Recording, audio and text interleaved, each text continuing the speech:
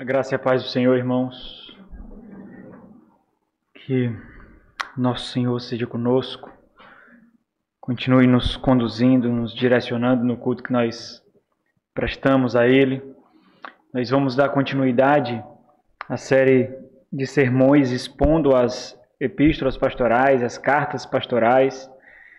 Essa é a exposição de número 42, já fizemos toda a exposição da primeira carta de Paulo a Timóteo e iniciamos e já vamos para metade, um pouco mais da metade da epístola a Tito, e tem um propósito muito singular e eu quero lembrar os irmãos daquilo que nós fazemos aqui. O tema da nossa série é muito reluzente porque mostra a forma como nós enxergamos os oficiais da igreja, a forma como nós entendemos que as Sagradas Escrituras apontam o que são aqueles homens que conduzem a igreja. Esses são os oficiais, são instrumentos da graça divina para a preservação da casa de Deus. A função que Deus colocou para eles é proteção, preservação e nutrição do rebanho que não é deles, do rebanho que é do Senhor da igreja, e nós temos observado justamente isso. Através dessas exposições, nós temos exposto a filosofia ministerial da nossa igreja, entendendo que aquilo que a igreja diz respeito unicamente à forma como os líderes da igreja enxergam a Deus, enxergam a própria igreja. Então, a natureza que a igreja vive, as características da igreja, são apenas exposições, evidências do entendimento dos seus líderes para com a própria igreja e para com Deus. Os irmãos podem abrir as suas Bíblias nessa epístola, então, na carta de Paulo a Timóteo. E eu gostaria de iniciar fazendo um breve relato de um diálogo imaginário que o reverendo Charles Spurgeon fez com um crente que decidiu viver a vida da igreja como melhor ele entendia, de acordo com o que ele compreendia. E ele diz o seguinte, as palavras de Spurgeon, abre aspas para ele: sei que há alguns que dizem, bem, eu entreguei-me ao Senhor, mas não pretendo entregar-me a nenhuma igreja. Ora, por que não? Porque eu posso ser um cristão sem isso. Estar certo do que dizes? Será que pode ser um cristão tão bom pela desobediência aos mandamentos do teu Senhor como pela obediência? Bem, suponha que todo mundo faça o mesmo. Suponha que todos os cristãos do mundo digam, não me filiarei a uma igreja. Ora, não haveria nenhuma igreja visível, não haveria ordenanças. Isso seria uma coisa muito ruim, mas por que não deveríamos todos nós fazer isso então? Você acredita que se fizesse um ato que tivesse a tendência de destruir a igreja visível de Deus, você seria um cristão tão bom quanto se fizesse o melhor para edificar uma igreja? Eu não acredito, Senhor, nem você. Você não tem tal crença, é apenas uma desculpa para outra coisa. E ele continua. Observem, existe um tijolo. Para que é feito um tijolo? Para ajudar a construir uma casa, obviamente. Não adianta aquele tijolo lhe dizer que é um tijolo tão bom enquanto estiver no chão, quanto seria como parte da casa. É um tijolo que não serve para nada. Até que seja colocado na parede, ele não é bom. Portanto, vocês cristãos, como pedras rolantes, não acredito que estejam atendendo ao seu propósito. Você está vivendo ao contrário da vida que Cristo deseja que você viva. E você é o culpado pelo dano que tem causado. Irmãos, existem muitas maneiras de viver a vida na igreja. Muitas maneiras. Isso é fato. E todos têm a sua própria compreensão. Nós achamos muitas pessoas completamente imbuídas de achismo. Eu entendo que Deus é isso. Eu entendo que a igreja é isso. Eu entendo que ser cristão é ser assim. Isso é fato, nós entendemos isso, nós vemos isso, esse é um entendimento comum. Não somente é um entendimento comum, como também existem muitas formas de que essa realmente seja a realidade da vida cristã, assim como muitas pessoas a compreendem. No entanto, o fato é que, embora realmente muitos vivam a igreja de formas variadas, isso não é o mesmo que dizer que todas as formas estão corretas. E essa é a grande diferença.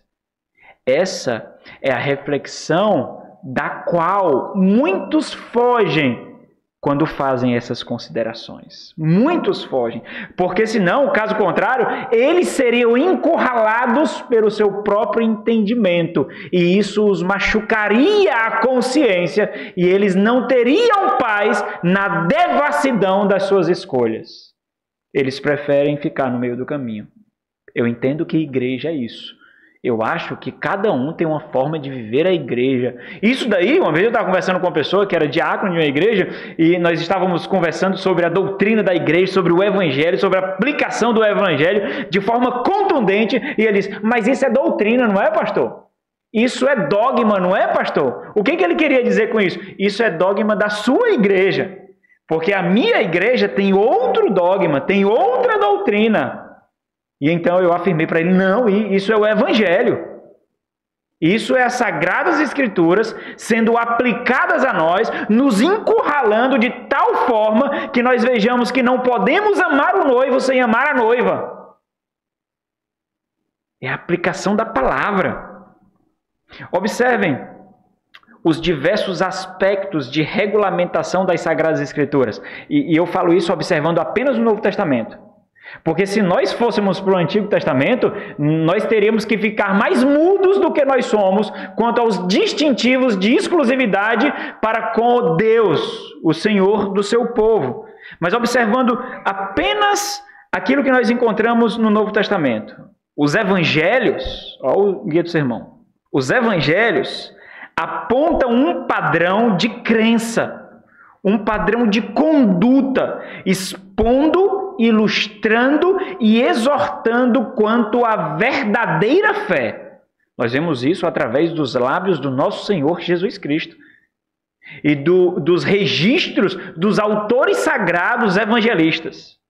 As epístolas, todas as cartas que nós encontramos nas Sagradas Escrituras, as epístolas de diversas maneiras supervisionam esse padrão, advertem quanto a esse padrão, corrigem e condenam a devida aplicação do verdadeiro padrão de fé apresentado. E nós temos o livro do Apocalipse. O livro de Apocalipse enfatiza que apenas aqueles que professam a verdadeira fé proclamada e exibida pelo Senhor Jesus Cristo e vivem obedientemente segundo aquilo que eles professam, esses, e somente esses, herdarão novos céus e nova terra, onde habita a justiça. Portanto, existe um padrão, existe uma forma, existe uma verdade. As margens para a liberdade não são tão largas o quanto nós costumamos professar, quanto nós julgamos ser. Todavia, irmãos, existe uma reflexão muito importante nessa análise. E eu faço isso por meio de perguntas para a gente considerar. Por quê? Porque muitos realmente julgam que existe tanta liberdade quanto aos limites e padrão para viver a vida cristã e a vida da igreja. Porque muitos conseguem viver a vida cristã apenas tomando Cristo como um gênio na lâmpada mágica, como alguém que satisfaz os nossos anseios, Alguém cujo amor é tão maculado ao ponto de perdoar os nossos pecados enquanto aplaude as nossas imoralidades. Alguém que não pune pecadores obstinados. Porque existem tantos que não olham para a noiva de Cristo, que é a igreja, como uma jovem virgem bela que precisa ser protegida, cuidada, amparada e embelezada. E ao contrário disso, buscam a igreja como se fosse uma prostituta em um bordel. Porque alguns consideram que existem tanta margem assim de viver a vida cristã.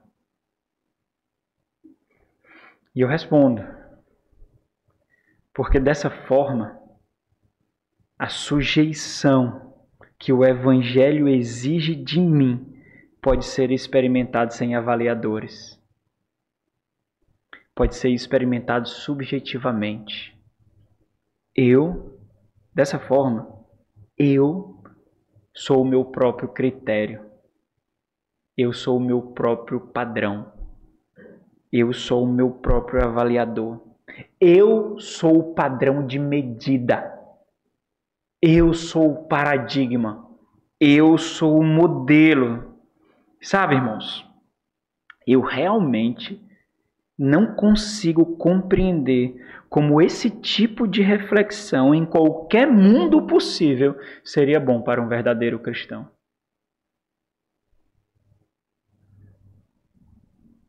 Porque se eu for o balizador da exibição de Cristo em mim, sem os dons, a sabedoria e o discernimento que o próprio Cristo, o Senhor da igreja, distribuiu à igreja, não haveria de fato um alvo para o qual prosseguir. Na verdade, eu seria o próprio alvo, o próprio padrão, a própria perfeição. E se você olhar um pouquinho para você, você vai perceber que você não é esse padrão de perfeição, não. Olha para o teu coração um pouquinho. Não adianta o quanto nós nos portemos diante da multidão como polidos, como belos. Você sabe o que está aí. Você pode até se esconder dele, mas você sabe o que está no seu coração. Vocês crentes mesmo, vocês já se converteram, vocês foram batizados, vocês sabem os pecados contra os quais vocês lutam. E se vocês sabem que se vocês se entregarem a essa porção do velho Adão que ainda habita em você, você sabe para onde você irá. Você sabe disso. Se eu entendo assim, então, não há necessidade de pastoreio. Para quê?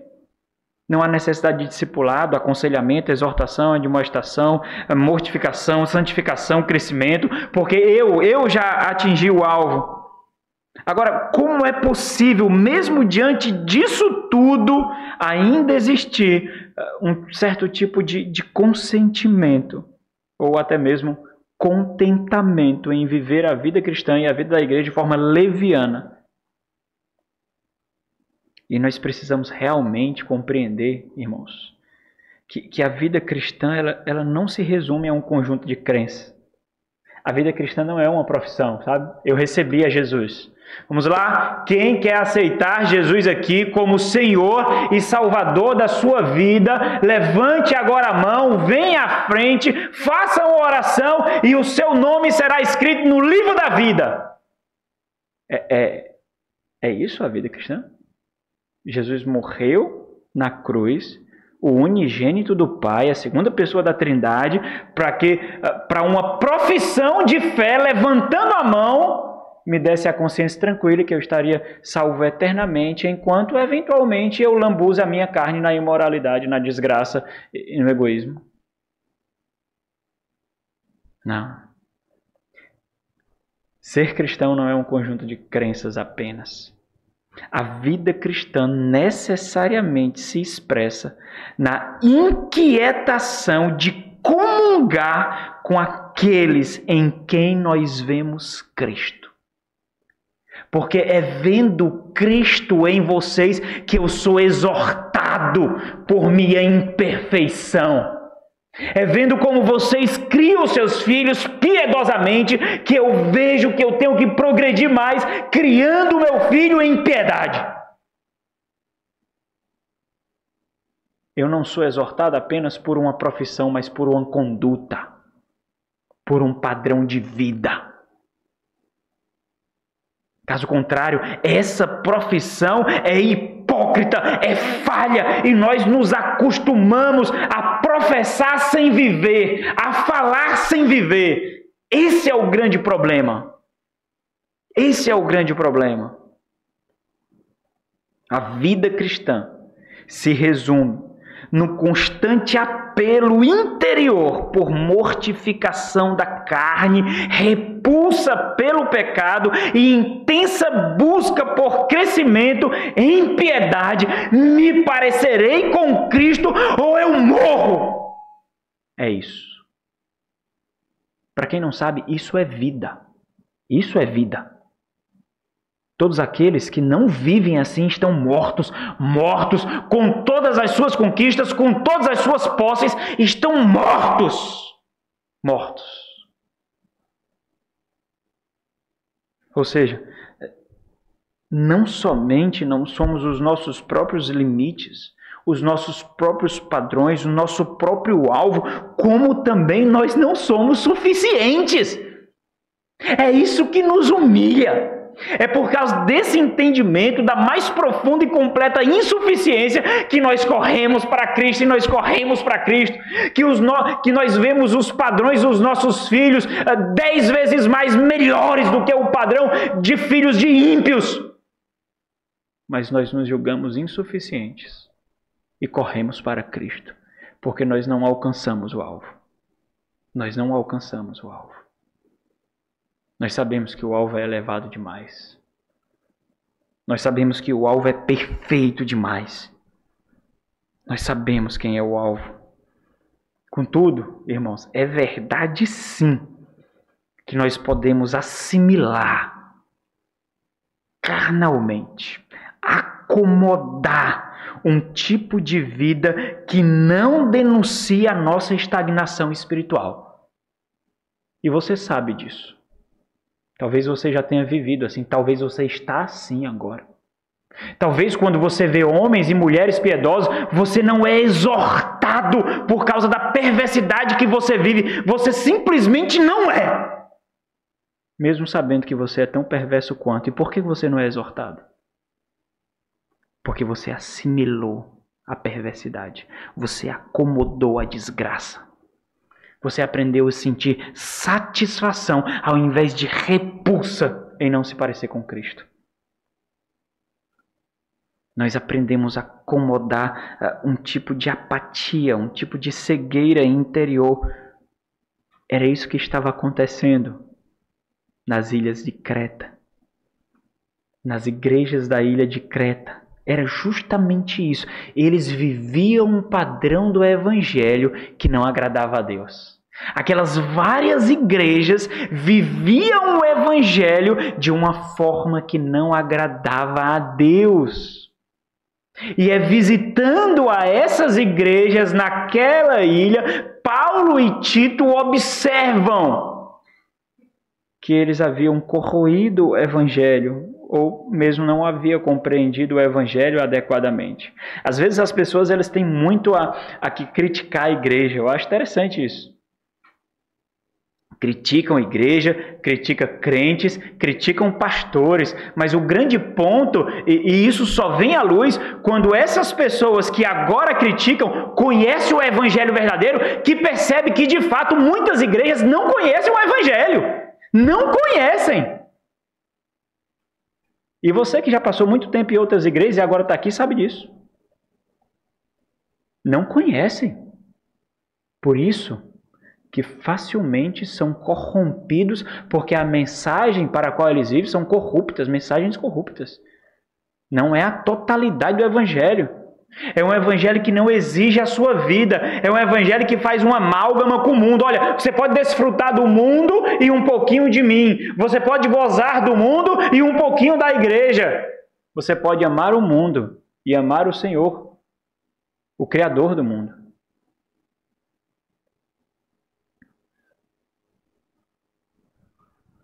Isso estava acontecendo nessa ilha, tanto na introdução dessa carta aqui, de Paulo a Tito, tanto na introdução dessa epístola, quanto na parte onde nós estamos, que é a parte prática, que vai do capítulo 2 até o capítulo 3, versículo 11, nós observamos instruções para o desenvolvimento de uma vida piedosa através do verdadeiro entendimento do Evangelho.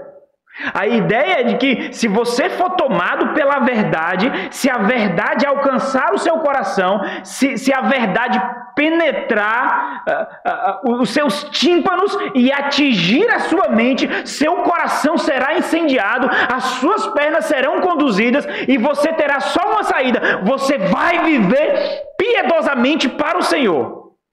Mas isso só nasce do conhecimento verdadeiro do Evangelho. Isso não nasce de sensações, não nasce de emoções, não nasce assim.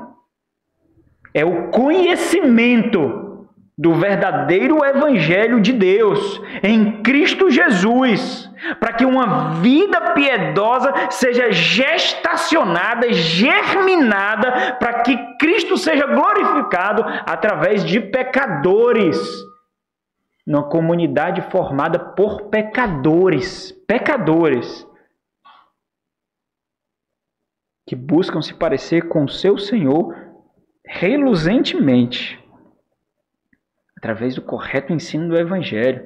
E não é por acaso, irmãos, que assim como aconteceu na igreja em Éfeso, para quem Paulo escrevendo a Timóteo, Paulo aponta essa necessidade fundamental de quê? Líderes piedosos, para que eles pudessem experimentar a verdade do Evangelho. Olha isso.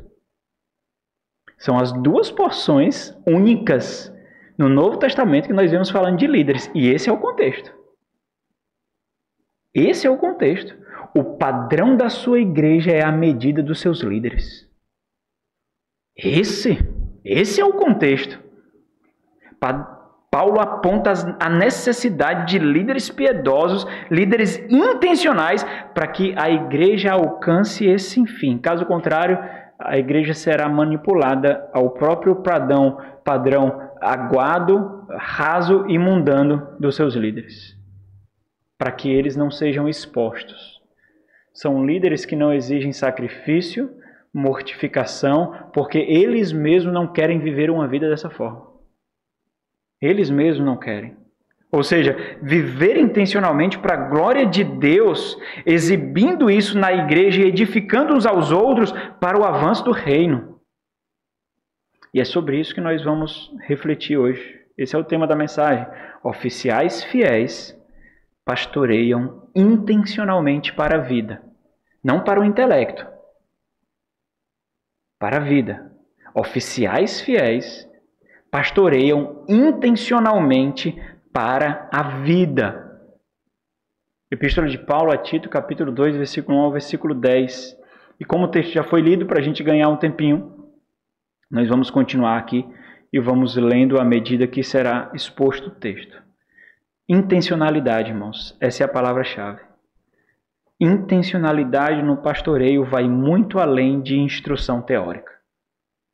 A intencionalidade no pastoreio faz com que as palavras que são soadas aqui desçam do púlpito e encontre o seu lar, encontre o seu trabalho, encontre a sua universidade, encontre a sua escola, encontre o seu quarto, encontre a sua cozinha, encontre o seu quintal, encontre a sua vizinhança, encontre a sua vida.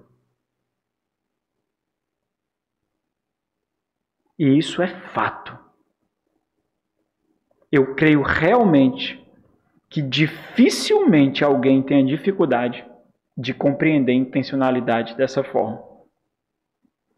Contudo, irmãos, ainda assim, o que nós observamos é o avanço na acomodação da instrução e, ao mesmo tempo, a acomodação no aconselhamento, como meras formalidades a serem observadas.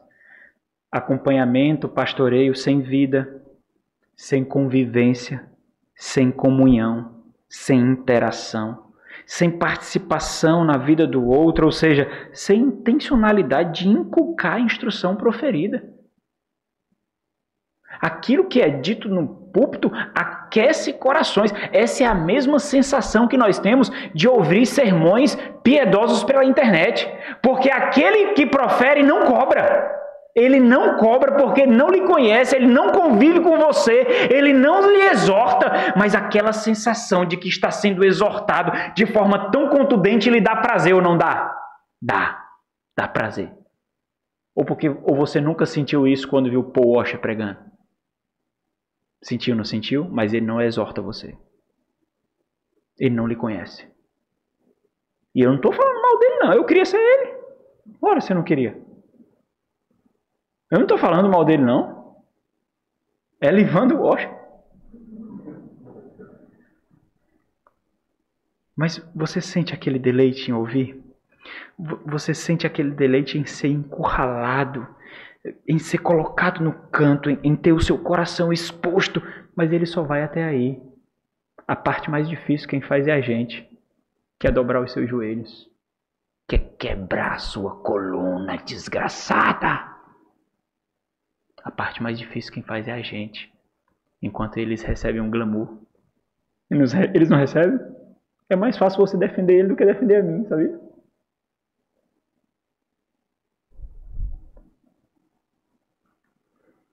Agora, por que isso acontece, irmãos? Porque nós vemos um pastoreio tão sem vida, sem ver o sangue daqueles que pastoreiam sendo derramado só para que algum tipo de transfusão de piedade aconteça em você. Que você veja nesse exemplo vida, vigor, amor, paixão, gozo. Por que isso? Por que acontece isso? E é simples, é muito simples porque acontece. A acomodação de ambas as partes. Acomodação de ambas as partes. Homens que não suportam mais o peso, a intensidade e o sacrifício do ministério pastoral, unidos com a forte busca por autonomia, conforto, comodidade e materialismo das suas ovelhas. É uma harmonização de acomodação. O que nós podemos esperar desse casamento, com essas duas partes sendo acomodadas à não intencionalidade? Igrejas que não se parecem com a noiva do Senhor Jesus Cristo e cristãos que não exibem ao Cristo. Simples. É isso. Oficiais, fiéis, irmãos, realmente compreendem que um dia apresentarão o rebanho confiado a eles, ao Senhor do rebanho. Por isso, o ensino teórico não é suficiente. Ele serve de fundamento para a exortação pessoal. Você ouviu, não ouviu? E por que você acha que não seria cobrado por isso? Você ouviu, não ouviu? Você entendeu? E por que você acha que não seria cobrado por isso? Porque você acha que a palavra do Senhor ia ser tratada de forma tão baixa ao ponto de ser pregada e não ser cobrada? Por que você achou isso? Mas é fácil de compreender isso, sabe por quê? Porque existem muitos líderes que tratam a igreja desse jeito, a palavra de Deus desse jeito. Proferem-na eloquentemente, mas é só para isso que serve. É só para isso que serve. Oficiais fiéis entendem que o ensino teórico é insuficiente. É necessário ensinar para a vida, para que essa vida exiba a Cristo em tudo. E é desse trecho que essa porção fala. Porque se você observar, algo que vai ficar muito gritante aqui, é que Paulo não está falando no contexto de culto, não. Ele não está falando da reunião de casais, ele não está falando da reunião de jovens, ele não está falando da escola bíblica dominical, ele não está falando de culto. O que ele está falando aqui transcende as paredes da igreja. E isso é muito importante de entender, caso contrário a gente não vai entender a máxima de Paulo aqui. Observar algo importante. Esse é o contraste estabelecido por Paulo a Tito.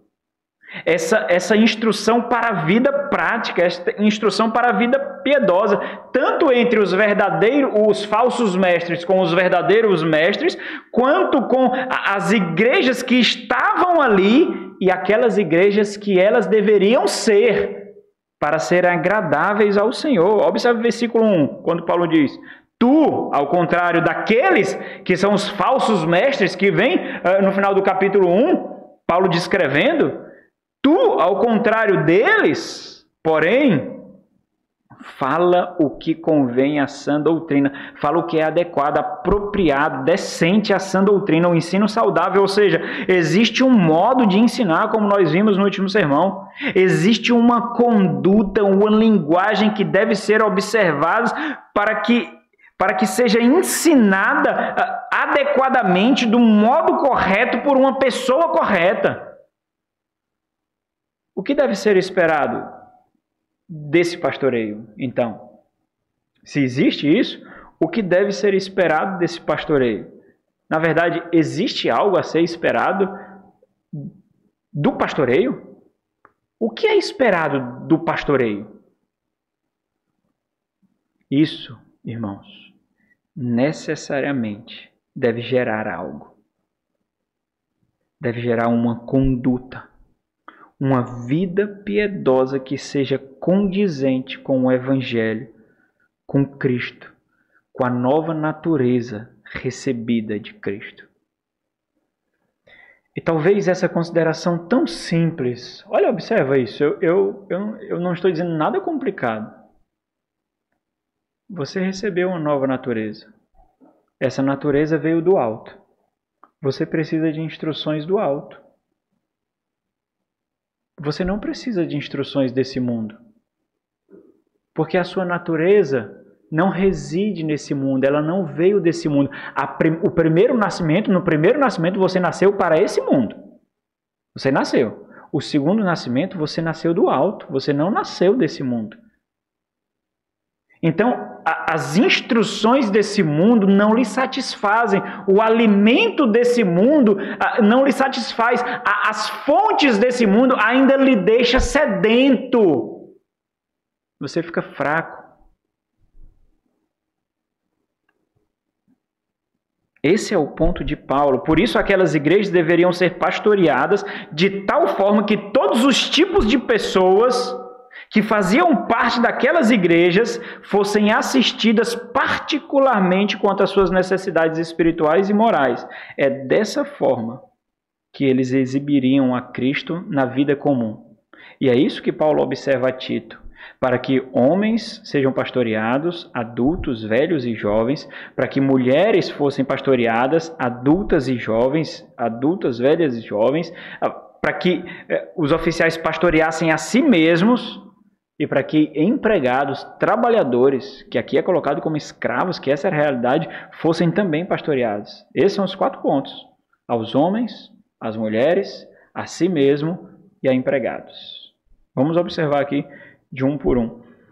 Aos homens, versículo 2 e versículo 6.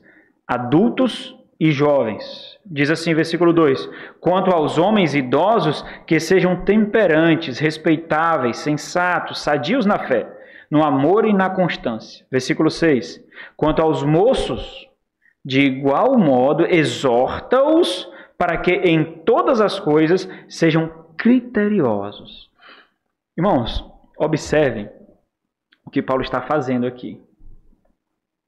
Não importa crer, se essa crença não modifica as nossas disposições interiores do coração.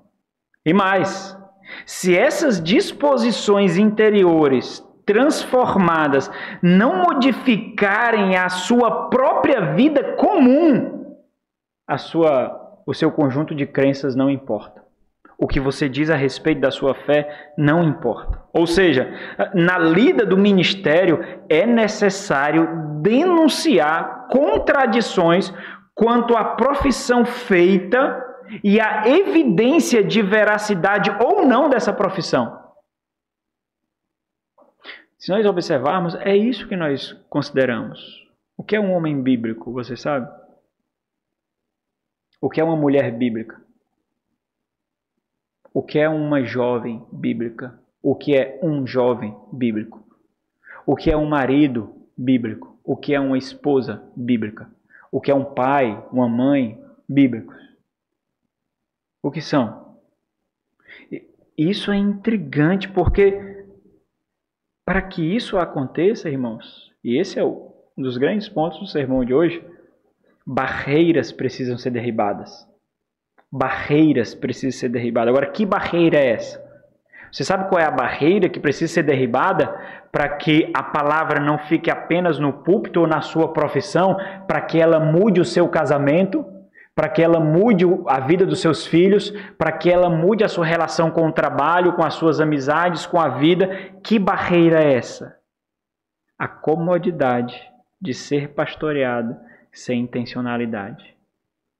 Porque imagina como é tão tranquilizador. Você vai à igreja, você é pastoreado, ao mesmo tempo que as suas contradições não são denunciadas. Não é tranquilizador? Eu me pareço perfeito. Eu me pareço são. Não existe ninguém igual a mim. Olha, o pastor nunca me chamou a atenção. Tem alguém aqui que eu nunca chamei a atenção, irmãos? Não lembro, não. Não sei se eu já chamei a atenção do Marcilon alguma vez já. Mas vai acontecer, pode ter certeza. Essa é a comodidade, é a barreira a ser derribada. É essa. A comodidade de ser pastoreado por pastores sem intencionalidade. A comodidade de ser pastoreada sem intencionalidade faz com que práticas erradas se tornem padrões. E quando isso acontece, irmãos, a prática comum que é errada assume o próprio distintivo de verdade. Ou seja, eu sempre vivi assim, pastor. Essa era a minha vida na igreja. Eu sou cristão há tanto tempo. Olha, eu aceitei Jesus faz tanto tempo. Olha, pastor, eu me batizei nas águas. Eu fiz minha profissão. A igreja referendou. Aí o próprio senso comum se torna um distintivo de verdade que não é questionado nem por si mesmo e nem pode ser questionado por outros. Ou seja, não precisa de defesa, não precisa de combate. Porque é dessa forma que nós vivemos. É o que nós éramos quando era igreja. Então, agora, o que é que Tito tem que fazer? Tito tem que quebrar isso. A missão de Tito é reverter os efeitos danosos de compreender inadequadamente o Evangelho e, portanto, aplicá-lo de forma inadequada, erroneamente. Esse é o desafio de Tito. Ele precisa modificar costumes aqui. Porque quando o Evangelho de Cristo é compreendido e aplicado corretamente, vidas mudam integralmente. A vida no lar, a criação dos filhos, a forma que trabalha, os anseios e projetos para a vida são completamente modificados. Agora você acha que isso se restringe a 4 paredes da igreja? Não! Esse é o ponto de Paulo a Tito aqui, e o ponto de Paulo a Tito, e o ponto de Tito para os oficiais que ele levantaria ali. Homens, mulheres, jovens, trabalhadores, não estão vivendo de forma condizente com a profissão de fé que fizeram. Olha o versículo 2. Quanto aos homens idosos, idosos aqui são homens mais velhos, nós podemos fazer uma aplicação. No mundo antigo, considerava-se que homens idosos eram aqueles acima de 50 anos, né? Aqueles que são colocados aqui. Mas nós podemos fazer uma aplicação para homens cuja responsabilidade já contempla a família, a responsabilidade sobre outros. Então, homens adultos seriam esses, assim, né? Pode ser aplicada a eles. A homens que têm uma história de vida. Quanto aos homens, ele vai agora mostrar como Tito deveria falar o que convém à sã doutrina nessas várias categorias. Homens mais velhos, jovens, mulheres mais velhas, jovens e empregados. Como ele iria aplicar o evangelho em todas essas áreas e em todos os aspectos. Observe como muitos desses atributos fazem paralelo com os dos oficiais que nós vimos. Muitos.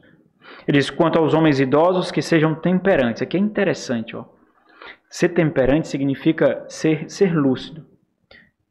Ter o temperamento contido, não ser levado por emoções. Homens mais velhos não são levados por emoções. Amor, por que você fez isso? Porque eu quis. Eu tive uma vontade tão grande de fazer. Sabe, sempre foi meu sonho fazer isso. Nós falamos sobre isso hoje de manhã. Sempre tive desejo de fazer, sempre meu sonho de fazer isso. Eu queria tanto fazer isso. Esse homem não é um homem temperante. Esse homem é levado pelos impulsos, pelas emoções, pelos afetos. Que eles sejam, continua, que eles sejam respeitáveis, ou seja, dignos de respeito. Que eles sejam sensatos. Aqui, sensatez significa autocontrole, domínio próprio, sobriedade. Ele não é levado pelos seus impulsos. Ele não age por impulsividade. Que eles sejam sadios na fé. E aqui vem uma tríade muito interessante que se repete nas epístolas pastorais. A fé, amor e constância.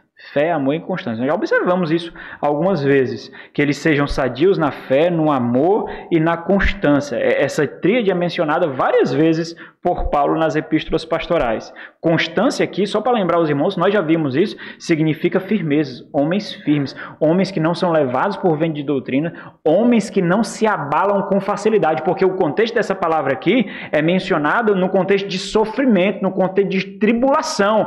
Homens, olha, por que isso é importante, irmãos? Por que isso é importante? Porque se você for instável, a sua família será.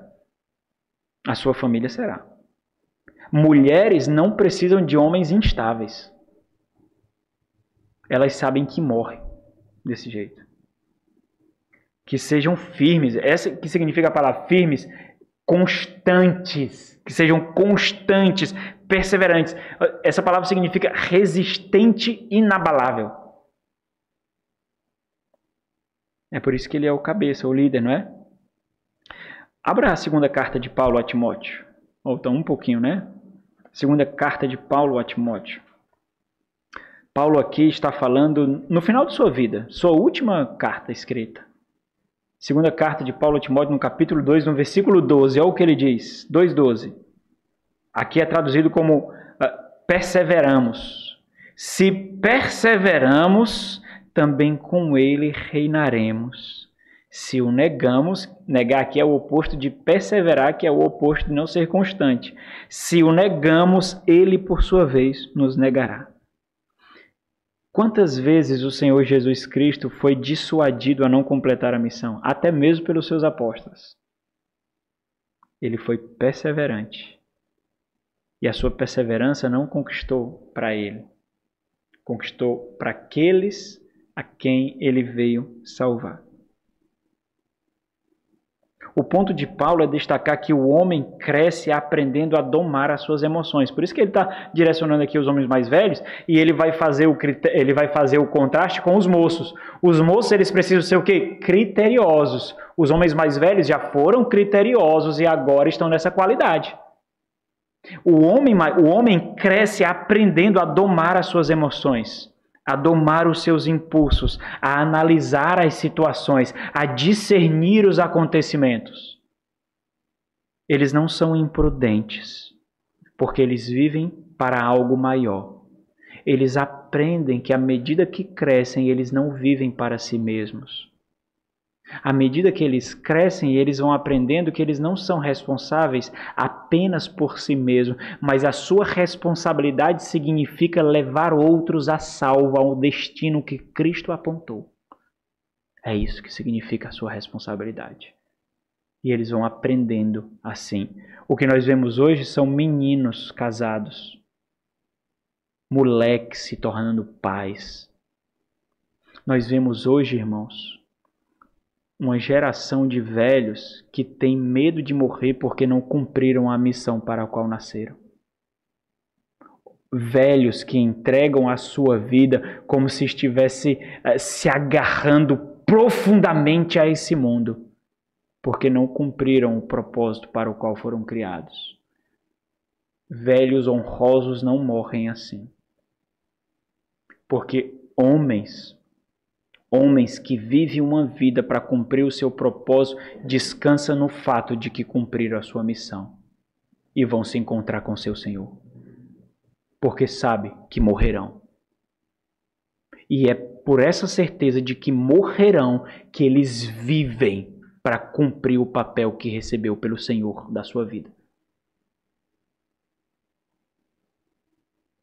Agora, porque até homens velhos crentes morrem como se não houvesse nenhuma esperança para suas almas, porque eles não viveram dessa forma. Eles não viveram olhando para o alvo. Eles viveram olhando para si. Foi assim que eles viveram. Então vão morrer como ímpios. Porque o ímpio, a única esperança do ímpio é esse mundo. São as suas posses. São os seus bens. São os seus gozos imorais perversos. Porque Cristo não está lá. E onde Cristo não está é imoralidade, é perversão. Você pode ser a pessoa mais polida do mundo. Você é um devasso, uma devassa ou imoral. Porque você não faz para Cristo. E o padrão de moral e conduta é Cristo Jesus. Não existe outro. Não existe outro. Pode ser o maior professor de etiqueta do mundo, de bons costumes do mundo, pode ser. É Cristo o padrão. Paulo então destaca que homens crescem aprendendo a domar as suas emoções, seus impulsos, observando um propósito maior. Ele deve ser exemplo disso. Olha, observa. Paulo está falando no contexto de quê? De família ou de igreja? Igreja. Ele deve ser um modelo disso na igreja, mas é vivendo a vida do lar adequadamente que ele será um modelo na igreja. Homens jovens também devem se portar de forma condizente com aquilo que professa. Esse é o próximo ponto, versículo 6. Próximo texto a ser analisado. E isso é importante porque as desculpas que comumente a nossa geração levanta, justificando comportamentos imprudentes, não faz sentido biblicamente. É porque é jovem. É porque é jovem. É a juventude, pastor. É a adolescência. Não tem desculpa os adolescentes, né? É a adolescência, pastor. Que é isso, rapaz? São coisas de jovens mesmo. Ele vai amadurecer. Essas desculpas não se sustentam biblicamente. Ao versículo 6. Quanto aos moços, de igual modo, ou seja, semelhantemente, da mesma forma, ensina o que convém à sã doutrina. Da mesma forma, que igual modo é esse? Olhando para aqueles que eles devem imitar, que são os homens mais velhos da igreja, segundo o comportamento da sã doutrina, exorta-os. Para quê? Para que em todas as coisas sejam, muito interessante, criteriosos. Criteriosos, irmãos. Criteriosos aqui significa ter a mente sã para julgar apropriadamente. Ter a mente nutrida com o evangelho para ter um padrão para julgar adequadamente. Não é julgar segundo o influencer. Não é julgar segundo um canal do YouTube que você acompanha, um perfil que você acompanha. Não é julgar através desses critérios. Criterioso significa ser prudente, focado no domínio apropriado que se deve ter. Porque eles não alcançaram aquele padrão do homem mais velho, mas eles precisam alcançar. Então eles julgam com esse objetivo. Observe o grande problema que estava sendo combatido por Tito aqui. E que os pastores que Tito iria levantar também deveria combater. Existe uma forma de vida comum em todos naquela igreja. Observe que aqui é uma carta que será enviada para todas aquelas igrejas. Todas aquelas igrejas receberão essa carta. Então existia um padrão de conduta comum, um padrão de comportamento comum naquelas igrejas que as deixava aquém daquilo que Jesus Cristo requeria, o noivo, daquilo que Deus requeria, o dono da igreja. Olha, então não se engane com o mar de igrejas por aí, não. Não se engane. Porque muitas estão aquém. Aquém. E se você observar bem, a linguagem requerida, utilizada aqui, a conduta utilizada para apontar o erro e o comportamento que deveria ter, exigido por Paulo, ela é muito invasiva, irmãos. Olha, observe isso, ela é muito invasiva, ela não é cômoda, não. Porque ele não está dizendo assim, olha, mulheres vistam a roupa tal para cultuar o Senhor. Homens, se portem de uma forma decente quando vão cantar louvores ao Senhor. Crianças, observem, prestem atenção, existe uma forma de culto. Está falando da vida. Ele está falando da vida, do comportamento em todos os âmbitos da vida. E quando nós observamos o trato para com as mulheres, isso fica ainda mais gritante. Porque para as mulheres, o apóstolo Paulo, ele é bem mais detalhista. Não adianta vir ao culto, cultuar ao Senhor somente, se a sua vida não é um culto ao Senhor. Não adianta. E Paulo vai dizer o que significa a mulher mais velha e a mais jovem viver para cultuar o Senhor. Ele vai descrever isso. Para cultuar o Senhor. As mulheres aqui são colocadas como uma missão primordial. Primordial. Elas são colocadas, olha que coisa linda, irmãos. As mulheres aqui mais velhas são colocadas como aquelas que moldarão as mais jovens para exercerem o papel que Deus criou para que elas fossem auxiliadoras idôneas. Olha a beleza disso. Olha a beleza disso. Você não tem que criar uma empresária, não. Você não tem que formar uma acadêmica, não. Existe algo que antecede a isso tudo. Tudo. Criar uma mulher piedosa. Piedosa. E lá na frente você vai saber que não foi você. Mas você vai ter o privilégio de ter sido utilizada em silêncio pelo Espírito Santo de Deus para moldar um coração de jovens. Oh, irmãos, o que é mais precioso do que isso? O que é? Sei lá, qual é o carro que tu tem? Tu acha que o carro que tu tem vale isso? Qual é a casa que tu tem? Vale isso? Quanto é que vem no teu contra-cheque? Vale isso? Vale? Oh, irmãos. O grande problema é que nós, de alguma forma, não nos espantamos mais com a grandiosidade das Sagradas Escrituras. Olha o que eles falam para as mulheres. A mulher não coloquei mais velha aqui, eu coloquei mais jovens e adultas, que era para dar um tom mais adequado para as irmãs, né? As mulheres adultas e as jovens aqui. Da mesma forma, as mulheres da igreja, sejam elas velhas ou jovens, tinham um papel primordial a desempenhar. E observe, esse papel vai muito além, mais uma vez, das programações da igreja. Na verdade, o teor e a linguagem do que é exigido aqui fortalece ainda mais o fato de que a igreja é o centro daqueles que a compõem. Olha o que ele direciona para as mulheres aqui. Ele está mostrando que o evangelho deve ser central na vida da igreja e aquilo que é vivido na vida da igreja deve ganhar a cozinha das mulheres, a sala das mulheres, a casa das mulheres, para colocar esses locais como um campo missionário que preparará outras jovens. Quanto às mulheres idosas, semelhantemente, aqui mais velho e idoso é o mesmo critério dos homens, de igual modo, com igual ênfase, que sejam sérias. Sérias aqui é reverente quanto à piedade. É isso que significa. Não é uma pessoa sisuda, não. Pessoa que não fala com ninguém. Séria aqui significa ser reverente quanto à devoção piedosa.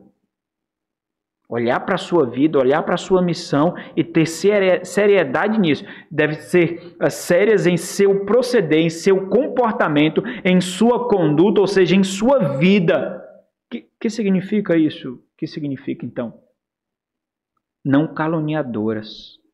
E a palavra caluniador aqui é muito importante porque a palavra na língua original é diabolos. Isso daqui é um título dado a Satanás. é o acusador. Aquele que calunia é um acusador. É aquele que aponta, que é um título para Satanás, para o diabo. Não caluniadoras, não escravizadas ou dominadas por vinho. O vinho aqui representa tudo aquilo que lhe tira da sobriedade, não somente o vinho em si, mas aquilo que ele faz, lhe tira da sobriedade. O que é que elas devem ser, então? Sejam mestras do bem. Significa ensinar corretamente, segundo a sã doutrina. Qual é o propósito disso? A fim de instruírem.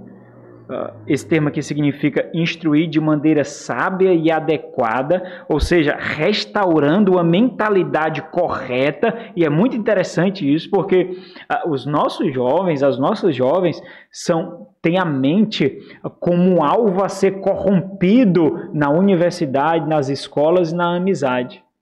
E esse termo aqui ele só aparece uma vez em todo o Novo Testamento, significa restaurar a mentalidade correta. Imagine a cena maravilhosa. Você convida uma jovem nossa. Profeta de casa nunca é bem recebido, então a mãe tenta fazer com aquela jovem e não consegue. Tenta fazer e pede ajuda a outra mãe. Ô mulherzinha, né? Ô irmã, estou com dificuldade com a minha filha.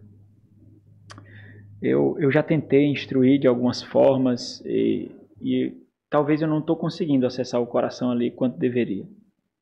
E quando eu falo, às vezes já vem com 7 pedras na mão, algumas barreiras já são levantadas, mas eu observei que ela lhe escuta de uma forma diferente. E pelo menos com você ela vai ser educada, porque não vai ser tão agressiva às vezes comigo. Então faz o seguinte, me ajuda nisso. Aí a outra irmã chama para passar uma tarde em casa. Vamos aqui preparar um lanche para a gente. Começa a preparar o lanche que elas vão comer. Começa a preparar o lanche. Enquanto prepara o lanche, imagine que coisa maravilhosa. Essa mulher instruindo, fazendo o alimento, manuseando o alimento, como se fosse o Senhor manuseando a nossa própria alma para nos formar e para nos deixar algo tão belo e saboroso. E depois, quando aquelas duas sentam para serem nutridas pelo alimento que prepararam, aquela mulher então ensina. Sabe por que nós estamos desfrutando aqui desse alimento tão saboroso? Porque teve um preparo prévio anteriormente. Aquilo custou algo para a gente. Nós tivemos que colocar a mão, nós tivemos que ralar, nós tivemos que dedicar energia ali. E agora, por causa disso, nós estamos sendo nutridas aqui. E aquela irmã, então, ajuda a outra irmã a pastorear a sua filha, a cuidar da sua filha, na vida comum. Não precisa fazer um seminário para isso. Às vezes não precisa nem abrir um livro, irmãos. Porque a piedade exala. Agora, se as mulheres mais velhas não forem piedosas, elas exalarão hipocrisia. Mulheres velhas que não são sábias. Isso é ridículo. Mulheres velhas que não são sábias. Mulheres que se preocuparam tanto com a sua fisionomia, tanto com o seu corpo, tanto com a sua imagem e esqueceram de nutrir sabedoria. Na velhice de vocês, sabe o que vai falhar por vocês? Não é a beleza não, porque tudo vai cair. Na velhice de vocês, quem vai falar por vocês é a sabedoria que vocês nutriram com os anos. É isso. É isso que vai falar por vocês. Irmãs, vocês devem cuidar do corpo de vocês. É o templo do Espírito Santo. Vocês devem cuidar da alimentação. Vocês devem cuidar para a aparência de vocês.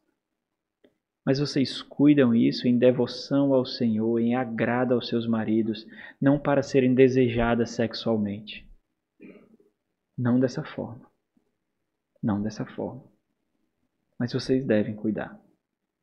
Agora lembre, mais do que isso, vocês devem nutrir sabedoria. Porque é isso que vai ficar. Você acha que para sua filha a sua beleza vai marcar? São as palavras em tempos difíceis que ficarão. são os conselhos em tempos difíceis que ficarão. É isso que vai ficar.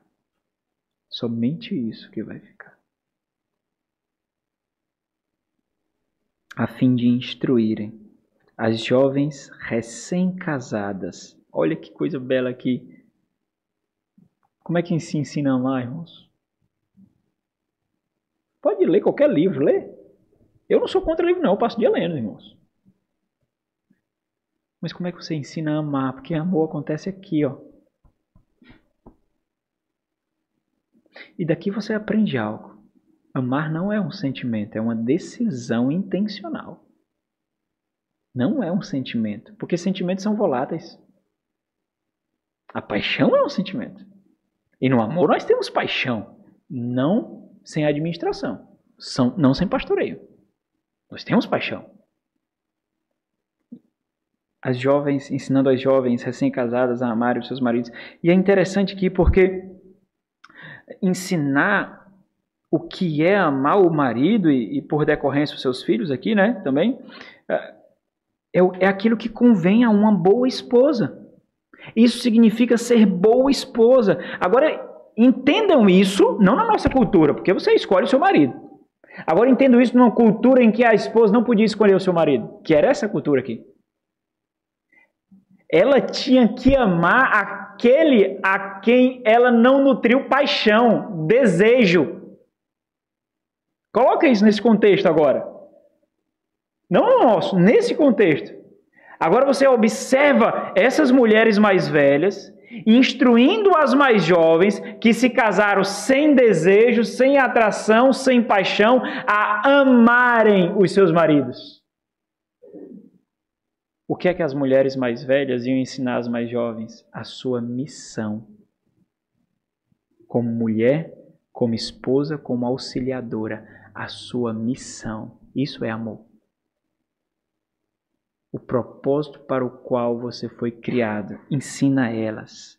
E isso é importante porque descarta toda essa ideia de compromisso, de amor romântico, sabe?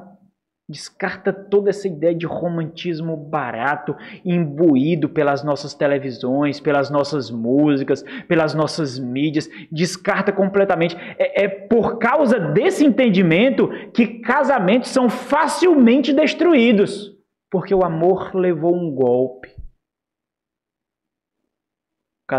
O amor do casamento é um pacto de compromisso e fidelidade estabelecido com Deus.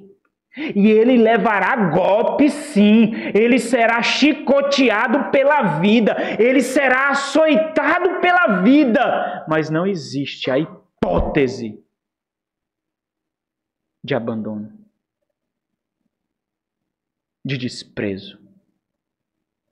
Não existe, porque não é um sentimento. Não é uma afeição. Então imagine essas mulheres ensinando a amar, quando as mulheres mais velhas aqui encontram as mais jovens recém-casadas. Ele gritou comigo. Ele foi duro comigo. Ele não trouxe o meu açaí. Isso aí é demais. Não, aí é caso de... Aí já não tem. Aí é divórcio na hora, não tem como não. Se for com linho, leitinho, então... Aí essas mulheres chamam, eu lhe entendo, minha filha, eu lhe entendo. É duro, não é? Seja condescendente quando vai iniciar o aconselhamento. Você precisa ser condescendente, porque aquela pessoa que está pedindo ajuda, ela sente. E sentimento é sentimento. Você vai dizer, eu estou sentindo isso. Não está sentindo. Ora, se ela está sentindo, como é que você vai dizer que ela não está sentindo?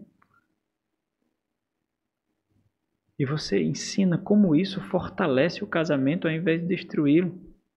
Como isso mostra outros aspectos do compromisso conjugal que então ela não via porque ela só via aquele romantismo, aquela paixão. E ela precisa ver outros aspectos que somente a dor, as lágrimas conseguem mostrar. Somente isso. E essas mulheres, agora sábias, mas que também passaram por isso, elas podem instruir, para que as mais jovens não sintam tantas dores como muitas vezes elas sentiram, porque não tinha ninguém para as instruir. E ele continua, né? A serem sensatas. Sensata aqui é do mesmo jeito autocontrole, certo? Domínio próprio. sóbria, não levada por impulsos, a serem honestas. Honestidade significa sem deficiência moral no caráter. Honestidade é sem hipocrisia, sem deficiência moral no caráter. Boas donas de casa, bondosas, sujeitas ao marido. É a mesma palavra em Efésios capítulo 5 para falar de submissas. Serem submissas. Para que isso tudo, irmãos? Olha como é interessante, como elas são instrumentos que evidenciarão na sua vida a palavra de Deus sendo exaltada. Porque se elas não viverem assim, a palavra de Deus será o quê? Difamada. Para que a palavra de Deus não seja difamada, não seja blasfemada, ou seja, para que a sua conduta não cause má reputação à palavra de Deus. É isso que acontece, não é isso que nós vemos? É porque é crente. É crente. Causa má reputação. Então, observe que para as mulheres mais velhas da igreja ensinarem isso, elas precisam primeiramente ser testemunhas disso. E novamente eu destaco algo aqui que não pode passar despercebido de forma alguma. Paulo está exigindo que a vida da igreja saia das quatro paredes, saia do calendário de programações e seja intenso, intencional e prático na vida uns dos outros. Ou seja, fazer parte da igreja exige cuidado prático e constante na formação de caráter de outros com quem nós somos pactuados.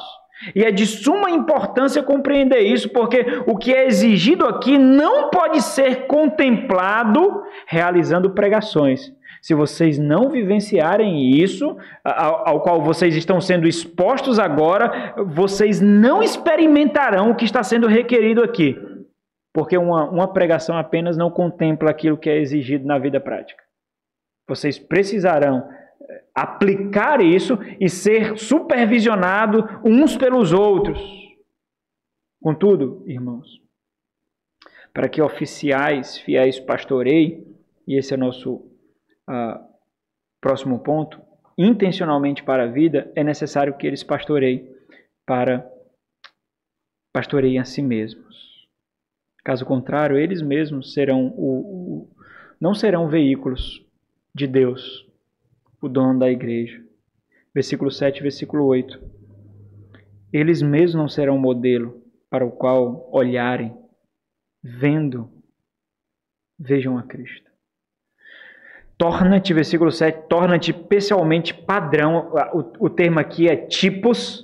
Torna-te pessoalmente um tipo de boas obras. Olha, interessante. Torna-te pessoalmente padrão, ou seja, modelo, paradigma de boas obras, onde no ensino mostra integridade, pureza, sanidade moral, reverência, ou seja, um comportamento condizente com aquilo que ensina, implicando dignidade que leva ao respeito. Versículo 8, linguagem sadia e irrepreensível. Os oficiais precisam pastorear a si mesmos e observar se aquilo que eles estão exigindo sejam condizentes com a forma como eles vivem. Linguagem sadia e irrepreensível, acima de críticas. Olha, ele está pedindo isso aí, mas ele faz o contrário. Ele faz o contrário. Ele fala para as mulheres fazerem isso, mas a esposa dele fala o contrário. Olha os filhos dele, como é que vivem. Olha a forma como eles se vestem. Olha aí. Para que o adversário seja envergonhado, não tendo dignidade nenhuma que dizer a nosso respeito. Então, Paulo está dizendo a Tito e os oficiais aqui que eles devem não somente ensinar o que é verdade, mas eles devem exibir essa verdade com as suas vidas, ou seja, a vida deles deve ser uma escola comum de instrução da verdade e da vida piedosa. Vendo-os, eles devem ver a verdade que eles pregam. Eles devem mostrar que tudo o que está sendo exigido não é um padrão impossível de ser vivenciado. Amem a Cristo e vocês gozarão de contentamento. Amem. E eles devem exibir isso. Vale a pena se sacrificar por Cristo. Vale a pena viver a vida da igreja. Vale a pena. Vejam, observem. Vale a pena.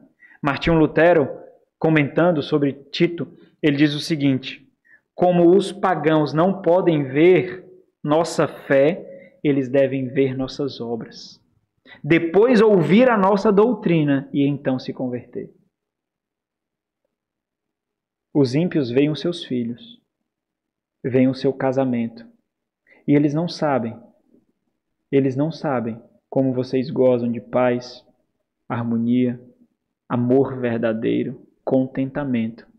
Eles não sabem e não estão dispostos a fazer os sacrifícios para isso, mas eles invejam isso. Eles invejam. Eles olham para os seus filhos e veem, olha como ele é educado, olha como ele é obediente, olha como ele é respeitoso. Último ponto, irmãos, mais breve, para a gente concluir. Tito capítulo 2, versículo 9, versículo 10. Pastorear para a vida intencionalmente os empregados. Oficiais fiéis pastoreiam intencionalmente para a vida, inculcando que nós não exercemos o nosso trabalho pelo dinheiro, pelas posses, pelos bens, pelo conforto ou liberdade. Tudo isso nós podemos conquistar.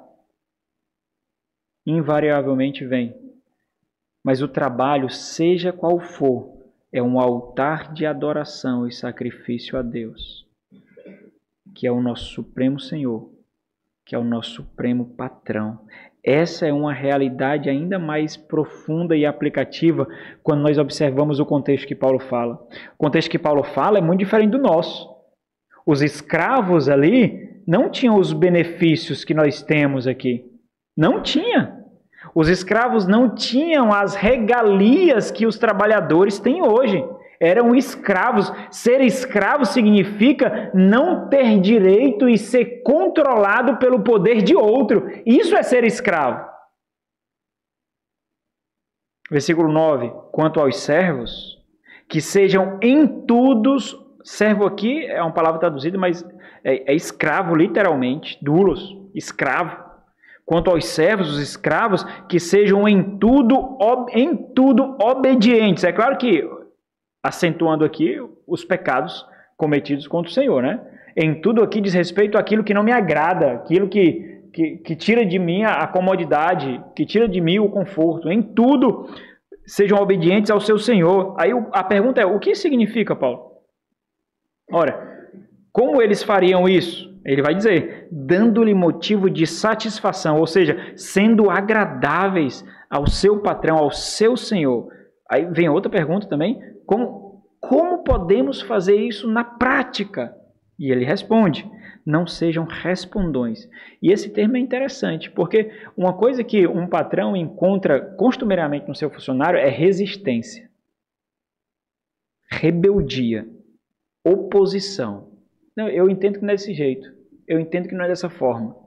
O que ele está dizendo aqui é que os empregados, não devem ser resistentes, opositores, respondões aqui. Não furtem.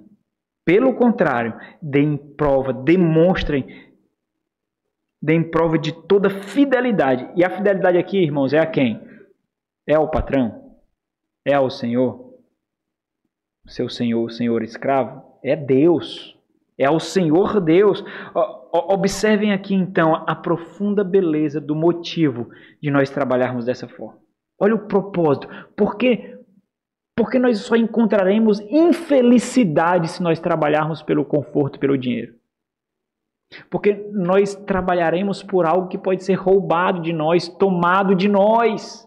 Mas quando nós trabalhamos para o Senhor, o nosso foco não são bens, a nossa satisfação não está no contra-cheque, não está na conta bancária, não está nos ganhos, mas em satisfazer o Senhor. E algo lindo acontece, maravilhoso acontece disso, que é como ele finaliza, a fim de que, para que o propósito de ornarem. Olha que coisa maravilhosa. Ornarem em todas as coisas a doutrina de Deus, nosso Salvador. O que é ornar? É dessa palavra que vem o termo cosmético. Cosmético. As mulheres sabem para que serve o cosmético, né? Para embelezar. É para nós adornarmos. Olha que coisa linda. O quê? Algo que já é belo. Olha o que ele está dizendo. adornar em todas as coisas a doutrina de Deus, nosso Salvador, algo que já é belo, que já é lindo, mas com o nosso testemunho de honra ao Senhor, é como se nós estivéssemos vivendo para exibir a beleza daquilo que professamos, o Evangelho. Entendam, irmãos, vocês não trabalham e não estudam para homens nem para si mesmos, mas para o Senhor. Para a gente fechar, oficiais fiéis pastoreiam intencionalmente para a vida. Eles não se contentam em simplesmente pregar e deixar. Suas mentes e corações se inquietam quando aquilo que proclama não é evidenciado na vida do rebanho que o Senhor os confiou. Isso tem um custo. Isso incomoda. Mas isso gera um tipo de vida e intimidade com Deus impossíveis de serem experimentados em qualquer outro lugar e de qualquer outra forma.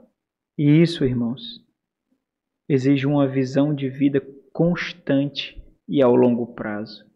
Isso não acontece num culto. Isso não acontece 2 meses vindo à igreja. Isso não acontece 3 meses vindo à igreja. Isso exige uma visão constante, perseverante e ao longo prazo. Oficiais assim adubam a vida de outros com a sua própria vida, com o seu testemunho, com os seus sacrifícios. Oficiais que pastoreiam intencionalmente compreendem isso profundamente. Vamos orar. Nosso Senhor, nós somos completamente dependentes do Senhor, Deus. Aquilo que as Tuas Escrituras dizem a nosso respeito é algo tão impossível a nós mesmos. Se não for a Tua intervenção, se não for o Teu agir, se não for o poder do Teu Santo Espírito modificando as nossas intenções, modificando as nossas decisões, os nossos anseios, nós viveremos para nós mesmos. Nós macularemos a igreja, nós macularemos o Evangelho, nós modificaremos verdades tão reluzentes e firmadas das Sagradas Escrituras e viveremos para nós mesmos. Ajuda-nos, ó Deus, toma-nos para que sejamos completamente Teus. Aqueles que estão aqui, ó Deus, e ainda não experimentam essa maravilha, não experimentam o que significa ter a vida completamente tomada pelo Senhor, que o Senhor os alcance, Pai. Que o Senhor converta os seus corações. Que o Senhor os transporte para perto de Ti, para que experimente o que significa amar, uma realidade por vir, o que significa ter a esperança muito além desse mundo. Para a glória do Senhor, meu Deus. Amém.